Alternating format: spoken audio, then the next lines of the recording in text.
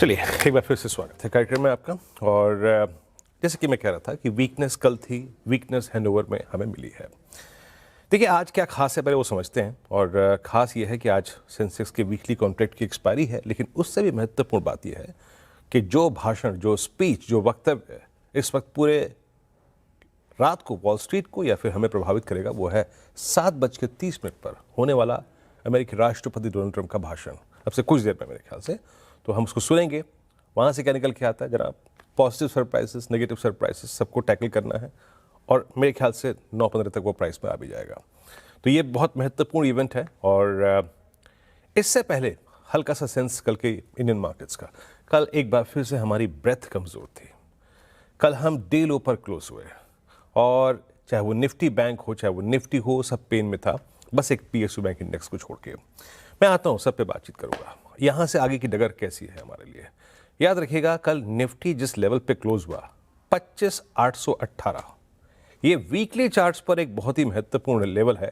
और 10 अक्टूबर से लेकर अब तक हमने इस लेवल को कभी नहीं तोड़ा। That's called 10 week exponential moving average.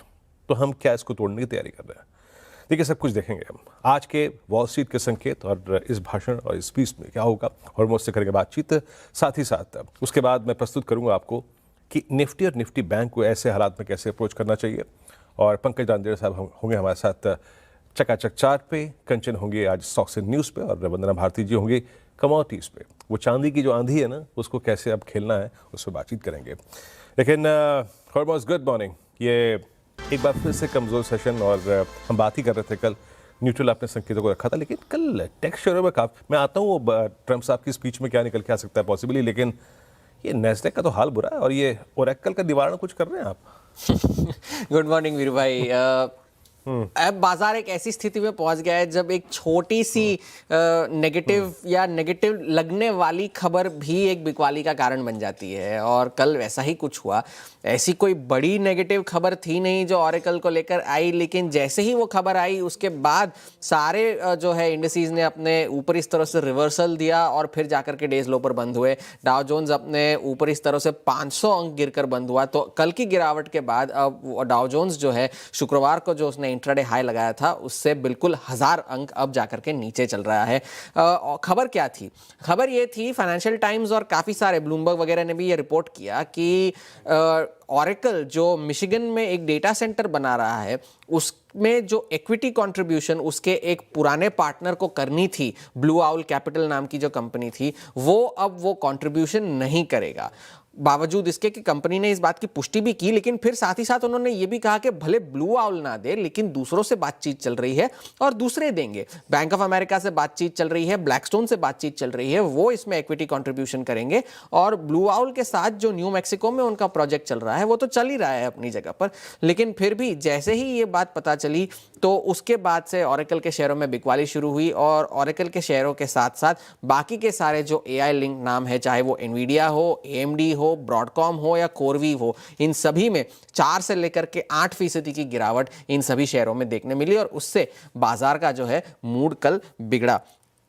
अब आगे एक कल हम बात ये भी कह रहे थे कि काफ़ी सारे एक्सपर्ट्स ये मानते हैं कि ये एक इंडस्ट्री स्पेसिफिक इशू नहीं है, ये कंपनी स्पेसिफिक इशू है। और उस वजह से उस बात को माइक्रॉन के नतीजे किसी तरह से साबित करते भी है, क्योंकि नतीजे अच्छे थे, गाइडेंस अच्छी थी और मैनेजमेंट ने ये साथ साथ कह दिया कि आगे जो शॉर्टफॉल है उनके प्रोडक्ट्स का वो 2026 के आगे भी चल सकता है। तो डिमांड बहुत स्ट्रांग है, ये मैनेजमेंट ने कहा। और स्टॉक जो कि इस साल लगभग 160% पहले ही चल चुका है, वो 8% एक्सटेंडेड ट्रेडिंग में और चला।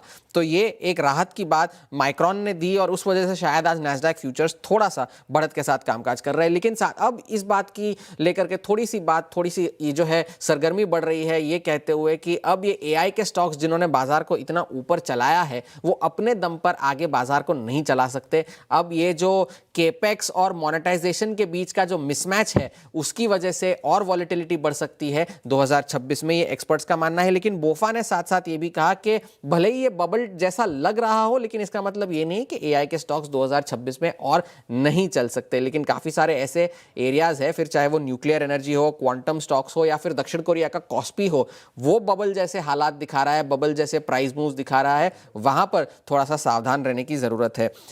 कल बाजार गिरे, क्रिस्टोफर वॉलर जिनकी वजह से पिछली बार बाजार में रिकवरी आई थी, उन्होंने कल फिर से ये कहा कि बाजार में और रेट कट करने की रूम है, लेकिन उस पर जल्दबाजी करने की जरूरत नहीं है, क्योंकि महंगाई अभी भी जो है एलिवेटेड लेवल्स पर बनी हुई है, तो बाजार को उससे भी कोई सहारा नहीं मिला। उन्होंने ये भी कहा कि 100 बेसिस पॉइंट न्यूट्रल रेट के ऊपर इस वक्त जो है ब्याज दरें चल रही है, पर धीरे धीरे करके कम होंगी, पूरी तरह से जल्दबाजी की जरूरत नहीं है। एक बड़ा दिन आज इसलिए भी है क्योंकि आज महंगाई के आंकड़े आने हैं नवंबर के। अनुमान यह है कि 0.3% महीने दर महीने बढ़कर आएगी। महीने दर महीने के आंकड़े शायद ना आए, क्योंकि अक्टूबर में डेटा ही कलेक्ट नहीं हुआ था शटडाउन की वजह से, तो वहां पर नजर रखने की जरूरत है। Bank of England, European central bank, इन सभी की पॉलिसी अनाउंसमेंट्स आनी है। तेल की कीमतों में रिबाउंड है, क्योंकि यूएस ने कहा है कि अगर रूस जो है यूक्रेन की पीस डील को नहीं मानेगा तो उन पर और सैंक्शंस लगाए जाएंगे, तो वो निचले स्तरों से रिबाउंड कर रहा है। तो आज महंगाई का आंकड़ा, सेंट्रल बैंक डिसीजंस काफी सारे हैं, एआई के हालात अभी भी खराब है, तो डोनाल्ड ट्रंप पर भी बाजार की नजरें बनी रहेंगी। हाँ, ये वैसे तो मैं आपसे बहुत मुश्किल काम गेस करने को बोल रहा हूँ, लेकिन ट्रंप साहब बहुत संक्षेप में रखिएगा, क्या कह सकते हैं? अपनी पीठ थपथपाएंगे या कुछ नया बता के जाएंगे?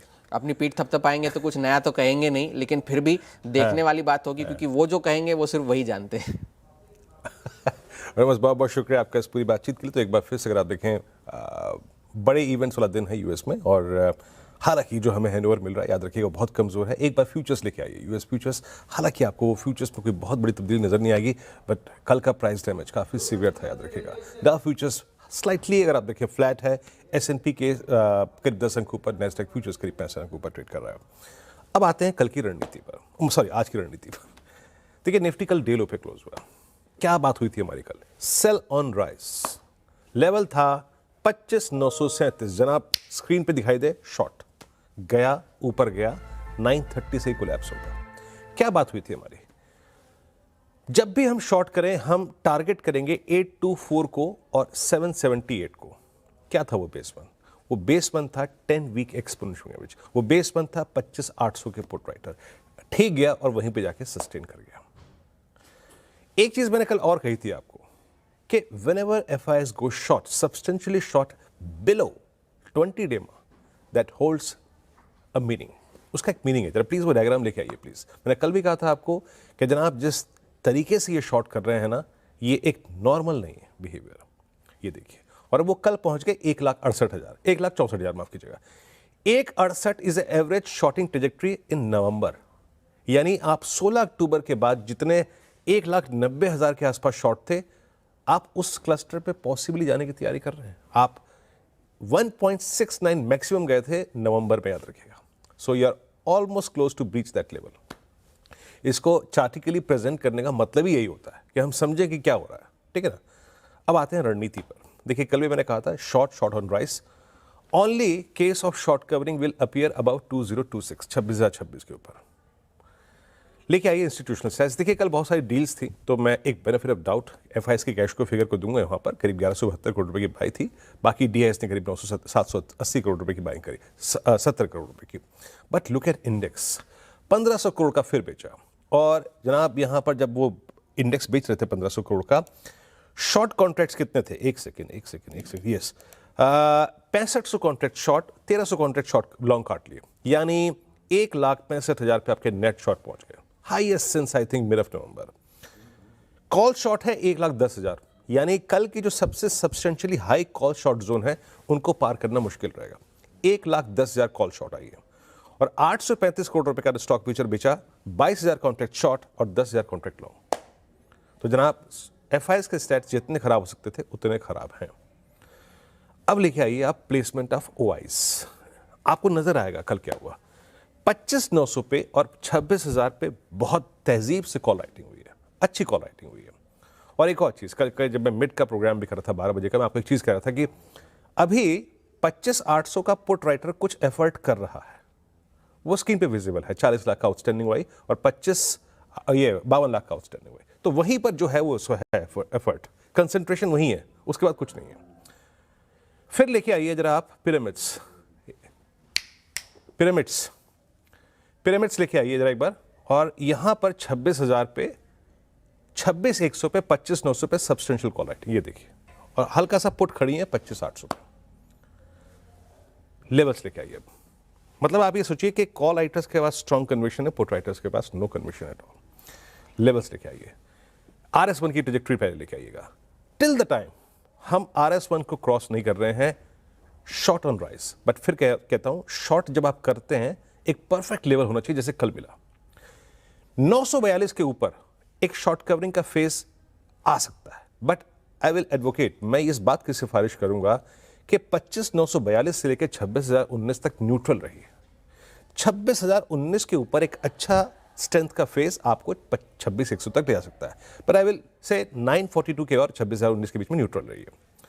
जब आप सेल एंड राइज करें तो फिर याद रखिएगा बेस वन पे फोकस कीजिए, और शायद अगर आपके पास कल के शॉर्ट हो तो भी आपको बेस वन पे फोकस करना है। क्या है ये? 751, 818 is again 10 week exponential average, and 751 is क्या है? 50 डे एक्सपोनेंशियल एवरेज। तो हमें अपने शॉर्ट के साथ इस करीब 60 पॉइंट पे थोड़ा सा कॉशियस रहना है।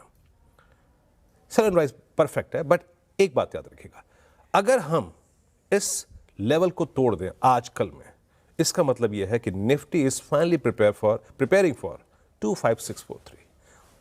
10 वेमा जा चुका होगा और 50 डेमा भी जा चुका होगा, और याद रखिएगा इसी लेवल पे हमने नवंबर पे एक बेस बनाया था। सो इसीलिए मैं बार बार कह रहा हूं थोड़ा सा देखकर भाल कर बेस वन पे लेके आइए।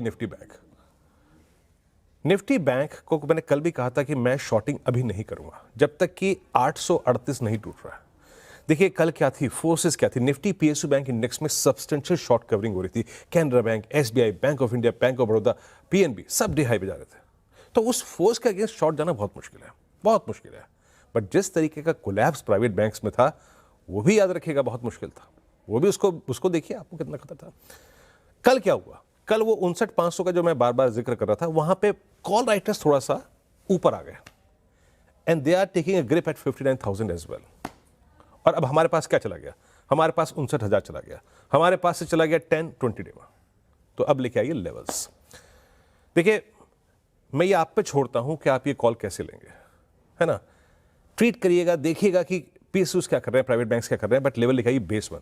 इन एनी केस अगर हम 58,800 को तोड़ते हैं या फिर 830 को तोड़ते हैं, इसका मतलब यह है कि Nifty bank is preparing for 713, 331, 477। इस पूरी रेंज के लिए प्रिपेयर करेगा अपने आपको, but trade cautiously and very carefully. क्यों? उस वक्त इस क्रॉस कॉम्बिनेशन को देखना है कि whether PSU banks are contributing in sell off or not. और एक और बात, रेजिस्टेंस की प्लेट लेके आइए। स्ट्रेंथ, रिवर्सल, मोमेंटम वो तभी आएगा जब RS1 क्रॉस होगा, अदरवाइज नहीं। चलिए अब एक काम करते हैं, पंकज जी के पास चलते हैं आज के चकाचक चार्ट के लिए। पंकज जी गुड मॉर्निंग, कार्यक्रम में स्वागत है आपका। क्या पिक कर रहे हैं आप आज? Good morning Virendra ji, good morning to everyone. Virendra ji थोड़ा सा बैलेंस्ड अप्रोच रहेगा। दो ट्रेड है, एक बाय साइड का, एक सेल साइड का। कैनरा बैंक के फ्यूचर्स के अंदर बाय करने की सलाह रहेगी 150 के करीब करीब। आर्ली चार्ट के ऊपर एक फ्लैग बना है, मुझे लगता है कि एक फ्लैग का ब्रेकआउट देने के लिए तैयार है। वीक मार्केट के अंदर अच्छा परफॉर्म कर रहा है स्टॉक, तो 144 के स्टॉप लॉस के साथ में इसको ट्रेड करना है 160 और 165 के टारगेट के लिए। दूसरा जो ट्रेड रहेगा, पिछले कई हफ्तों से ये स्टॉक गिरावट दिखा रहा है, ट्रेंड फ्यूचर्स में बिकवाली की सलाह रहेगी। छोटा स्टॉप लॉस है 4,120 का, करंट मार्केट प्राइस के ऊपर सेल करना है 4,050 पर। टारगेट जो है 3,950 और 3,900 तक के देखने मिल सकते हैं। दोनों ही स्टॉक्स को 1 या 2 दिन का ट्रेडिंग सेशन का समय देना चाहिए वीरेंद्र जी। ओके, तो ये है आपका जनाब व्यू आज के स्टॉक फ्यूचर्स पर। जो ट्रेड करने हैं आपको, दो ट्रेड कॉल, बैलेंस्ड अप्रोच रखिए, लेकिन याद रखिएगा ट्रेंड सेल है यहाँ पर, 39.50 का लक्ष्य यहाँ पर 39 का लक्ष्य है, और कैनरा बैंक 160-165 के लक्ष्य के लिए। एक बात याद रखिएगा, और वो मैं जब 8:30 पर पल्स प्रस्तुत करूंगा उसमें भी जिक्र कर दूंगा कि कल PSUs बैंक्स में जो स्ट्रेंथ थी उसको आप स्ट्रेंथ थोड़ा सा कॉशियसली इस वर्ड को यूज कीजिएगा, क्योंकि डेरिवेटिव्स पे एक भी स्टॉक को देख लीजिएगा बाइंग नहीं है, इट्स ओनली OI शेड यानी शॉर्ट कवर था। तो इस बात को थोड़ा सा देख कर भाल कर अब चलते हैं कंचन के पास आज के स्टॉक्स एंड न्यूज़ का क्रम समझने के लिए। कंचन गुड मॉर्निंग, आज क्या है लिस्ट में? और ओला में फिर हो गया, मतलब एक और ट्रांच सेल हो गया?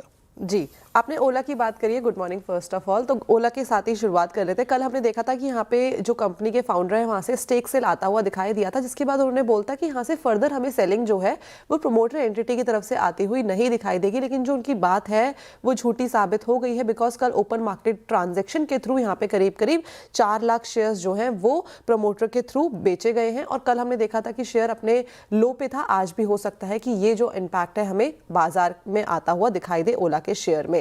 इस लिहाज से फोकस में होना चाहिए। इसके अलावा कल सेबी की बोर्ड बैठक थी, वहां से काफी सारी डेवलपमेंट जो है वो निकल के आई है, जिस लिहाज से जितनी भी एएमसीज है आज आपको अपनी नजरों के सामने रखनी है, बिकॉज इंडेक्स फंड और ईटीएफ्स के जो बेस है उसको बेस टीयर्स है उनको घटाया गया है। एमएफ्स के अगर एक्सपेंसेस रेशियो देखा जाए तो वहां पे 15 बेसिस पॉइंट्स की कटौती की गई है। एडजस्टेड अगर बात करी जाए तो वहां पे 0.05% का जो एडिशनल चार्ज है वो नहीं लगाया जाएगा। लिक्विड स्कीम बेस्ड पॉइंट पे जो टीयर है उसको भी घटाया गया है। इस लिहाज से जितनी भी एएमसीज म्यूचुअल फंड कंपनीज हैं आज आपको फोकस में रखनी है। इसके अलावा केपी एनर्जी की अगर बात करी जाए तो यहाँ पे केपी एनर्जी का बोत्सवाना सरकार के साथ जो पार्टनरशिप है वो की गई है। यहाँ पे जो पार्टनरशिप है वो रिन्यूएबल एनर्जी और पार इंफ्रा के लिए की गई है, जहाँ पे करीब करीब 36,000 करोड़ का जो इन्वेस्टमेंट है वो आपको होता हुआ दिखाई देगा। और 5 गीगावाट की क्लीन पावर कैपेसिटी को कंपनी जोड़ने का इस टाइम पे प्लान कर रही है। टीटागढ़ रेल आज आपके फोकस में, बिकॉज रेल मंत्रालय से यहाँ पे करीबन 270 करोड़ का जो ऑर्डर है कंपनी के हाथ लगता हुआ दिखाई दिया है। HCL tech because Netherland based ASN bank के साथ कंपनी ने पार्टनरशिप की है और ये जो पार्टनरशिप है वो डिजिटल ट्रांसफॉर्मेशन के लिए आगे बढ़ के की गई है। एनटीपीसी ग्रीन एनर्जी बिकॉज जो इनकी सब्सिडरी कंपनी है उन्होंने अपना जो खावड़ा का प्रोजेक्ट है उसमें कमर्शियल ऑपरेशन शुरू जो है वो कर दिया है। 300 मेगावाट के करीब करीब 40 मेगावाट कमर्शियल ऑपरेशन जो है कंपनी शुरू करने वाली है। वहीं साइन भी आज आपको फोकस में रखना है, बिकॉज अमेरिकन कंपनी काइनेटेक में कंपनी ने करीब करीब 65% की जो हिस्सेदारी है उसको खरीदी है। यहाँ पे जो इन्वेस्टमेंट वैल्यू है वो करीबन 9.3 करोड़ डॉलर में जो खरीदी है वो गई है। ओके, ये है जनाब आज के स्टॉक्स न्यूज़ का क्रम। इसको थोड़ा सा और बारीकी से हम 8 बजे थोड़ा सा विस्तार पूर्वक समझेंगे। कंचन, बहुत बहुत शुक्रिया आपका इस पूरी चर्चा के लिए। तो यहाँ पे हमने वॉल स्ट्रीट के संकेतों को, गिफ्ट निफ्टी को, यूएस फ्यूचर्स को, निफ्टी बैंक की रणनीति को, आज के चकाचक चार्ट और स्टॉक्स न्यूज़ ये अध्याय पूरा कर लिया। अब एक ब्रेक का वक्त है और जब ब्रेक के बाद लौटेंगे तो कुछ ऐसे इंडिकेटर्स जो कमोडिटी बाजार को प्रभावित करते हैं उस पर प्रकाश डालेंगे और वंदना जी से बातचीत करेंगे आज क्या करना है चांदी पे स्पेशली। छोटे से ब्रेक के बाद।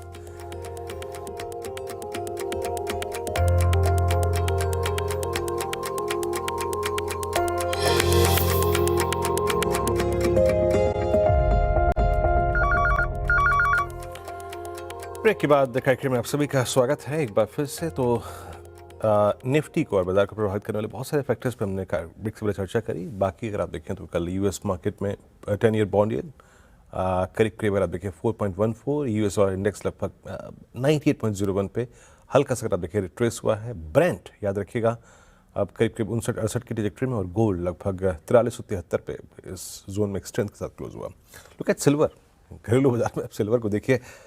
वंदना जी, गुड मॉर्निंग, कार्यक्रम में स्वागत है। बस रोज सुबह उठो, आजकल तो होता है इक्विटी वालों का ये कि निफ्टी को गिरते हुए देखो और चांदी को उभरते हुए देखो। आज क्या कर रही हैं आप? क्या खरीदना है, क्या बेचना है आज? जी, ट्रेंड यहाँ पे सेम ही रहेगा और मुझे लग रहा है कि हल्की गिरावट से यहाँ पे आज शुरुआत हो सकती है चांदी में, और लेकिन वो गिरावट जो है वो भी टेम्पररी होती है। हल्की सी गिरावट आती है, फिर यहाँ पे बाइंग आती है। सीपीआई डेटा है, काफी इंपॉर्टेंट है। तो मुझे लग रहा है कि चांदी हो तो वहां पे हल्के करेक्शन पे मतलब कि करीब 2,05,000 के करीब यहाँ पे बाइंग रिकमेंडेशन ही रहेगी। 2,08,000 का यहाँ पे टारगेट होगा, स्टॉप लॉस लगाना होगा 2,03,500 का। और मुझे लग रहा है कि ये 2025 से खत्म होने से पहले हो सकता है कि हम 2,15,000 तक के भी लेवल्स को आता हुआ देखें, और 2026 में जाने से पहले वीरू मुझे लग रहा है कि ये 2 लाख की आदत हमें डालनी होगी। ओके, 2,15,025 में है ना। अच्छा, सिल्वर पे ही और बाकी कोई कमोडिटी पे जिस पे आपका आउटलुक आज के लिए ट्रेड के लिए? जी वीरू, जापान का इंटरेस्ट रेट है, कल मीटिंग शेड्यूल है। ये काफी बड़ा फिगर हो सकता है बुलियन मार्केट के लिए। मुझे लग रहा है कि अगर यहाँ पे रेट बढ़ता है तो एक गोल्ड पे इम्पैक्ट आएगा और पॉजिटिव इम्पैक्ट आना चाहिए। तो उसके हिसाब से मुझे लग रहा है कि हल्के करेक्शन पे 1,34,500 के करीब गोल्ड को बाइंग करना चाहिए, टारगेट रखना चाहिए 1,36,000, स्टॉप लॉस लगाना होगा 1,33,800 का। दूसरी कमोडिटी यहाँ पे रहेगी नेचुरल गैस। काफी ज्यादा गिरावट हम लोगों ने आता हुआ देखा था, अब यहाँ पे ओपन इंटरेस्ट बढ़ रहा है, थोड़ा सा पोजीशन यहाँ पे बिल्डअप हो रहा है बाय साइड में 365 के करीब यहाँ पे बाइंग रिकमेंडेशन रहेगी 375 का टारगेट होगा स्टॉप लॉस यहाँ पे लगाना होगा 360 का। चलिए वंदना जी, बहुत बहुत शुक्रिया, आपका दिन बहुत शुभ रहे। वैसे कमोडिटी वालों के बहुत शुभ दिन चल रहे हैं, इसमें कोई राय नहीं है, आपका फिर भी बहुत दिन शुभ रहे, मंगलमय रहे। इन्हीं शुभकामनाओं के साथ एक बार फिर से नमस्कार आपको। चलते चलते आज क्या है खास, आज याद रखिएगा सेंसेक्स के वीकली कॉन्ट्रैक्ट एक्सपायरी, ये महत्वपूर्ण है। और सबसे महत्वपूर्ण है कुछ देर में 7:30 पर आज सुबह अमेरिकी राष्ट्रपति डोनाल्ड ट्रंप का स्पीच भाषण। यूएस में सीपीआई के आंकड़े आने हैं, जॉबलेस क्लेम के भी आंकड़े आएंगे। ब्याज दरों पर बैंक ऑफ इंग्लैंड का आज फैसला आना है। बहुत सारे सेंट्रल बैंक्स जो हैं अपनी आज रणनीति तैयार करेंगे और ब्याज दरों पर ईसीबी का फैसला आज, जैसे कि अभी वंदना जी कह रही थी, बैंक ऑफ जापान की पॉलिसी मीट है, हालांकि फैसला कल आएगा उस पर याद रखिएगा, नजर आएगा। बहुत बड़ा इवेंट है, याद रखिएगा, ये इंडिया के पर्सपेक्टिव से भी, कमोडिटीज़ के पर्सपेक्टिव से भी।